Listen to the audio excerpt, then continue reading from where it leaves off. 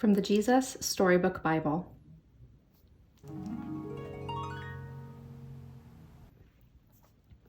"10 Ways to be Perfect." So there they all were.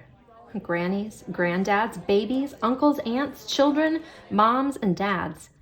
Out there in the middle of the desert.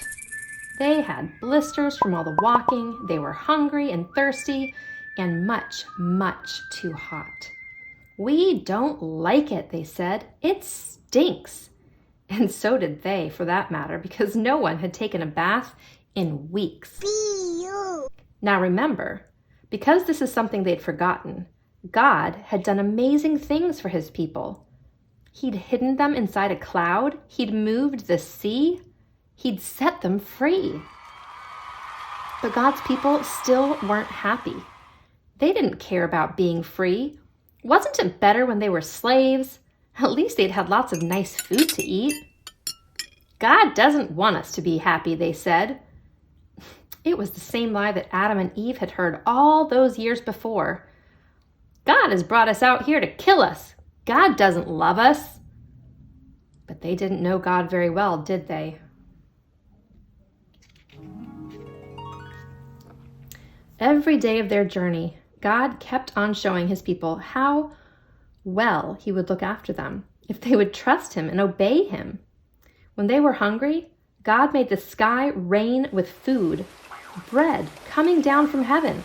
"What is it?" they asked each other. They didn't know, so they called it, "What is it?" Which, of course, is a very good name for something when you don't know what it is.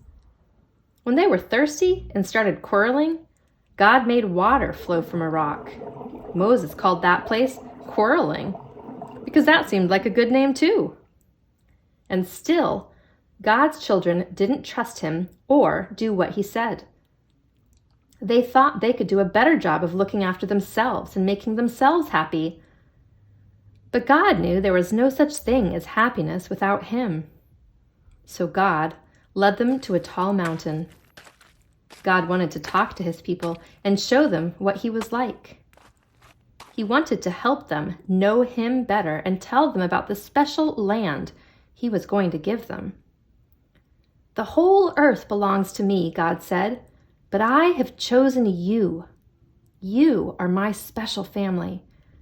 I want you to live in a way that shows everyone else what I'm like, so they can know me too."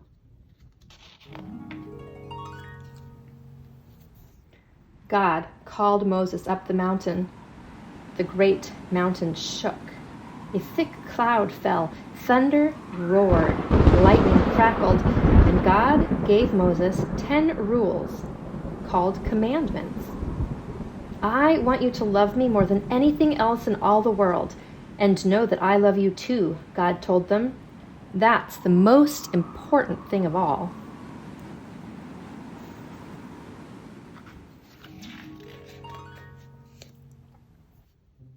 God gave them other rules, like don't make yourselves pretend gods, don't kill people or steal or lie. The rules showed God's people how to live and how to be close to him and how to be happy. They showed how life worked best. "God promises to always look after you," Moses said. "Will you love him and keep these rules?" "We can do it. Yes, we promise." Well, they were wrong. They couldn't do it. No matter how hard they tried, they could never keep God's rules all the time. God knew they couldn't, and he wanted them to know it too. Only one person could keep all the rules, and many years later, God would send him to stand in their place and be perfect for them, because the rules couldn't save them. Only God could save them.